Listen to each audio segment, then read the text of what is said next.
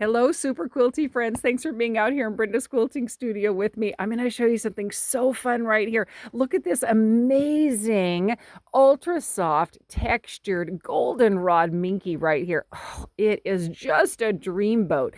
When she brought it to me, it actually was one really long piece. She brought 6 yards of it, which is fantastic. But the quilt is wider than one width of the fabric, which with Minky is nearly always 60 inches. You can get it wider, but for normal, it's 60 inches. So she left it to me to piece it together.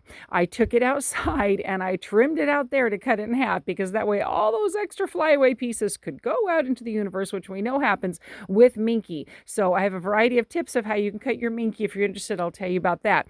When you have a Minky, it does have a nap. It goes one way. So when you trim it in half, you now need to take one piece and flip it the other way so the nap is all going the same direction, which I was super careful about to make sure that was happening as I was cutting it, as I was folding it, as I was rearranging it, as I was pinning it, as I was stitching it together to make sure that nap was going to continue all the way through. Otherwise, you're going to have a wonky back, one nap going one way and one the other way. We don't want that happening. No, no, no, no, no. So now I'm going to get ready to load the quilt onto it. Minky on this side is slippery and slickery, and I have to be really careful when I'm loading it with the batting, which can be slippery, and then getting the quilt top on it. So stay tuned. I'll show you how the rest of that goes, but I did want to show you about piecing a Minky back, and you have to be careful to make sure the nap is still flowing the same direction. Let me know if you have any questions about Minky. I'm happy to share them with you. I have lots of experience with it and would be happy to give you tips and tricks.